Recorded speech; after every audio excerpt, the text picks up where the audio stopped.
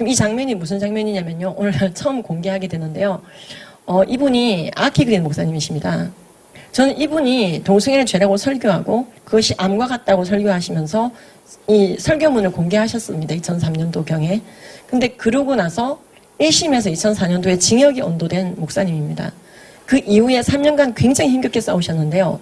그 결과 징역을 면하긴 했지만 엄청난 타격을 입게 되었고 그 장면을 보면서 스웨덴 모든 사람들이 성경 말씀대로 설교한 자는 저렇게 혼나는구나. 성경에 오류가 있나 봐 생각을 하게 되더라는 것이죠. 그래서 이때 이제 우리나라 기독교 TV, CGN TV도 같이 가서 취재를 해서 일부 방영이 되기도 했는데요.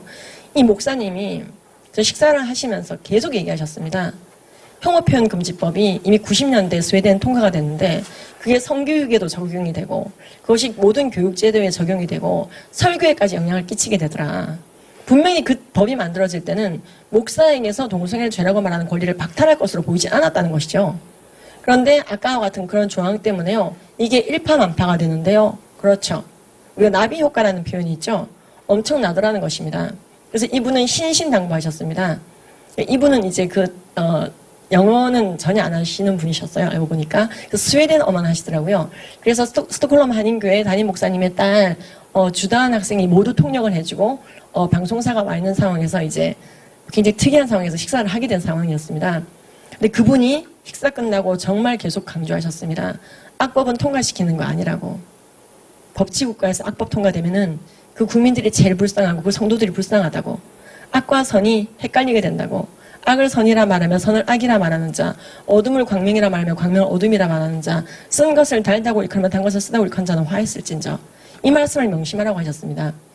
저는 사실 스웨덴에 저 목사님을 뵈러 갔던 것은 아닙니다. 강의 요청을 받고 한인교회를 중심으로 강의를 좀 하고 왔던 겁니다.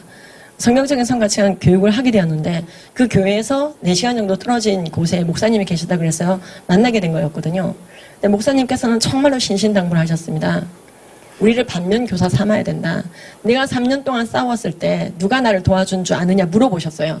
누가 도와줬습니까? 그랬더니요. 아무도 도와주지 않았습니다. 왜냐하면 법을 어기게 될까봐. 법을 어기게 될까봐. 이 목사님은 그 이후에 그렇죠. 저절로 이제 목회를 접으시고 고향에 와 계신 고향의 집이십니다. 사모님도 같이 지내고 계시더라고요. 그래서 제가 가기 직전에 노르웨이에서 자신의 처지를 얘기하시고 이런 법은 정말로 더 이상 강화돼서는 안 된다고 계속 말씀을 하고 다니십니다.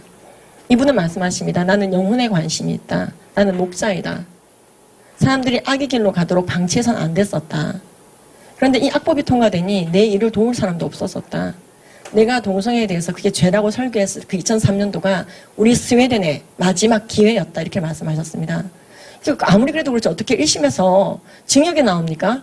동성애자를 때리거나 패거나 괴롭히셨습니까? 특정 인물을 지목하셨습니까? 전혀 아니라고 합니다. 동성애 성행위 자체에 대해서 동성애 행위에 대해서 성경적으로 설교를 강하게 하셨다고 합니다.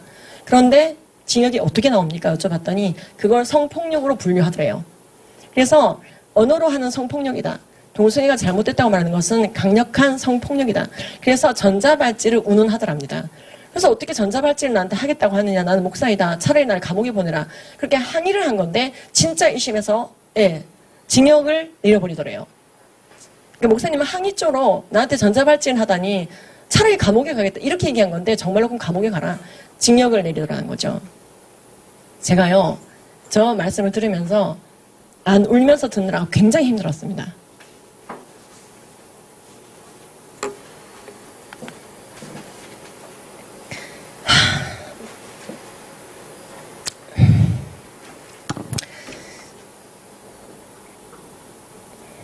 차별금지법이 통과된 나라들은 상상할 수 없는 일들이 벌어지고 있었습니다. 미국도 마찬가지입니다. 목사님이 회의 시간에 동성애를 죄라고 언급해서는 안 된다 이런 조항이 없습니다. 그런데 법으로 적용될 때는 이게 심각하더라고요. 적용되고 나니까 거기에 영향을 받는 교단이 나오는 거예요. 이 교회는 멀쩡한 감리교회입니다. UMC 유나이티드 메소디스트 처치 소속의 교회입니다. 큰일 났네 이거. 저기 휴지 좀 주세요. 네. 지금 그래서 이 교회는요, 현재 가보니까 문이 닫혀 있었습니다. 이유를 알고 보니까, 교인들이 전부 다 해변에서 예배를 드리고 있었어요.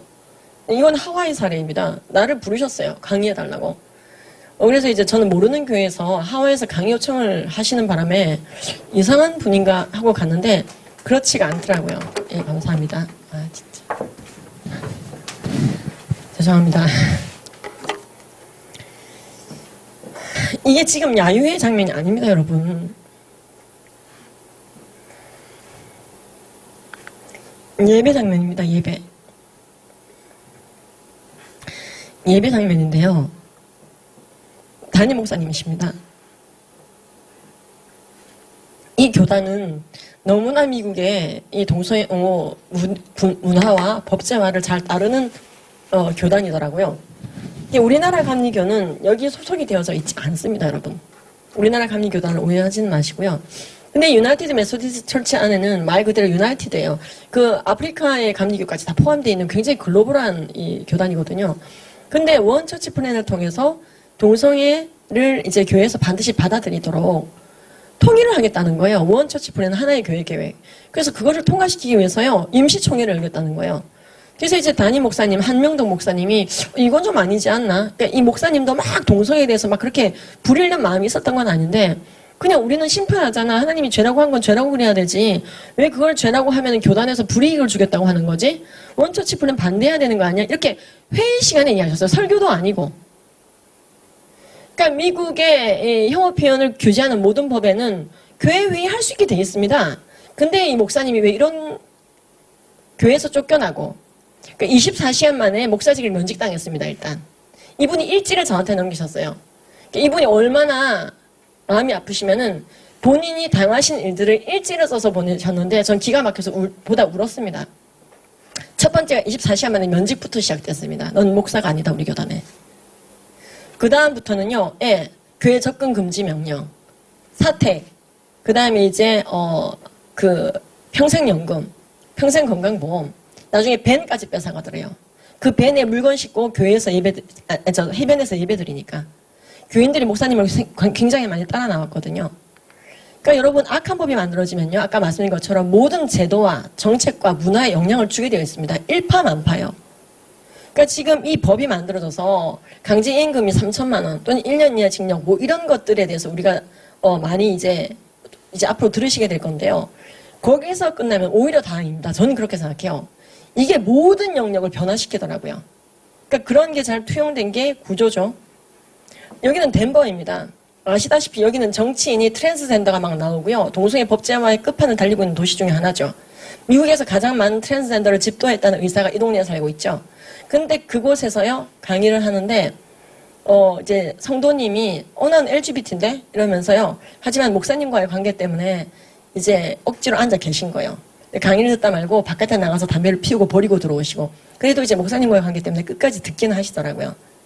그래서 교회 안에서의 커밍아웃이 굉장히 흔해지고 그래서 그것에 대해서 설교하기 어려워지고 근데 워낙 목사님께서 이 부분에 대해서 굳건하고 하나님이 죄라고 한 모든 것은 죄다. 우리가 죄를 죄라고 말하는 것은 그 사람들을 혐오하는 것이 아니라 말씀을 따르는 것이다. 그래서 악한 길로부터 떠날 수 있도록 도와주려면 죄를 죄라고 인지시키는 것부터 성령 안에서 필요하기 때문에 반드시 필요하다고 말씀하시는 분이셨어요. 그러니까 제가 지금 다 나열을 할 수가 없는데요. 이 교회는요, 제가 멀쩡하게 집회를 잘 하고 왔었습니다. 2017년도로 기억합니다. 그러고 나서요, 2주 뒤에 뉴스에 났습니다. 필그림 교회입니다. 뉴저지에. 이 교회 목사님께서요, 동성애를 죄라고 보는 이 견제를 계속해서 주장하시고, 교단 탈퇴를, 왜냐면요, 이 피스 USA가 이 동성애에 대해서 또 굉장히 리버럴을 했던 거예요. 너무나 동성애를 옹호하는 사회 문화와 법과 제도를 잘 쫓아가는 거죠. 이건 아니죠. 양충길 목사님께서요, 그냥 다 뺏어가라 하시고 정말로 그냥 털고 나오신 사건입니다. 저는 저 강의할 때 그런 일이 있을 거라 생각을 못하고 그냥 해맑게 강의하고 왔거든요. 강의 요청 받은 대로 몇 교회를 강의를 하고 왔습니다.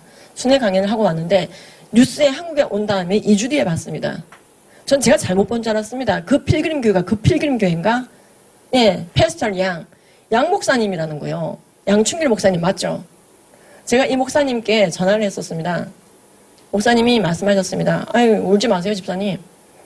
교회 건물 뺏긴 거지 뭐 우리 영혼을 뺏긴 건 아니니까요. 근데 이것은 굉장히 부당합니다. 그 말씀을 하셨어요. 제가 일일이 나열을 할 수가 없습니다. 여러분. 지금 동성애 법제화에 대해서 그 법이 제한하고 있는 것들, 정하고 있는 것들 이상의 것이 얼마든지 뿜어져 나올 것에 대해서 예상하셔야지 됩니다. 예, 그게 법의 힘입니다. 모든 영역에 영향을 주게 됩니다. 미디어까지도 영향을 주게 됩니다. 여러분들의 침시대까지 영향을 주게 되어 있습니다. 우리가 굉장히 프라이빗하다고 생각하는 영역조차도 법이 작용하고 있기 때문에 그렇습니다.